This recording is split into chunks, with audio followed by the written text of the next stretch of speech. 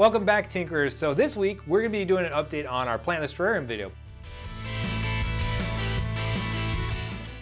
But before that, we asked, you guys answered, so now $60 later, we are the proud owner of APO Box. Until January 25th, 2019. When we started this Plantless Terrarium, we got soil only from our area that had no live plants already growing inside of it.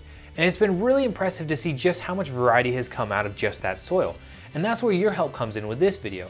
What we want to do now is get soil from all over the country. That way we can get a much bigger variety of possibilities that can start growing up out of the soil in these containers. If you're excited to have us running back and forth to the post office grabbing boxes of dirt, then we have some instructions on how you can accomplish that in the description below. We have a link to a document that's going to give you all the information, including the address to actually send it to. There's also a list of states in that document, and the states we have listed have no restrictions, so if you see yours there, then you're good to go. More states can also send stuff, but a few counties in those states can't send any dirt to us. So if you refer to the secondary link inside the document, that'll give you a list of the United States, and it'll have every single state broken down by county if it has any restrictions in that state. In general, if you're not in California or one of the southeastern states like Georgia and Florida, you're probably fine, but make sure to check out that map. And unfortunately, because of regulations when it comes to importing soil, we can't accept anything internationally either. When it comes to how much soil you're sending to us, we're grateful for any amount that you send to us, even if it's just a cup. We know that the shipping costs on the soil can add up pretty quickly, and we don't want it to cost a lot for any of you. While you're out gathering the soil, you're more than welcome, and we're actually encouraged to take photos or videos of the area, or even yourself gathering that material.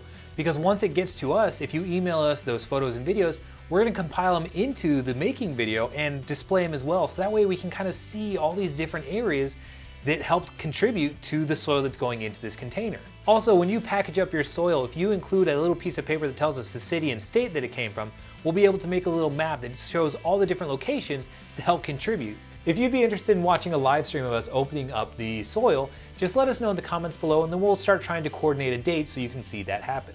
And now, if you can please silence your cell phone so we can get on to the featured presentation, the Plantless Terrarium, not the cat.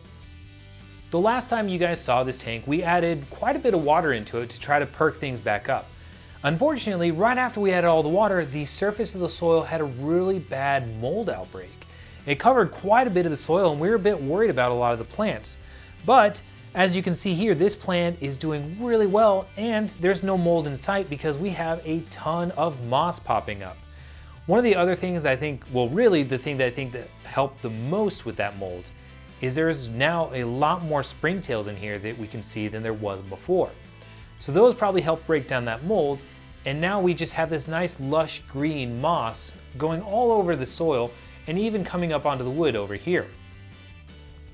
The plant that we had down in this corner that had fallen over, I think the mold got the best of it since it's so low to the ground when that all wound up happening, and it finally died. The plant over by the pine cone has perked up and is actually getting quite big too. The pine cone, interestingly enough, has kind of closed up a little bit. Not completely, but much more than it was last video. Overall, this sums up the majority of the changes that happened since last week's video, but I'm super excited that there is just a lot more moss in here, especially since it's such slow growing. To see this much of it now in the tank is really encouraging. And I even saw the millipede running around, so the mold didn't get the best of it. It's still trucking along and eating things. And now, if you'll silence your cell phone so we can get on to our featured presentation, the Plantless Terrarium. That was corny, kitty. Hi.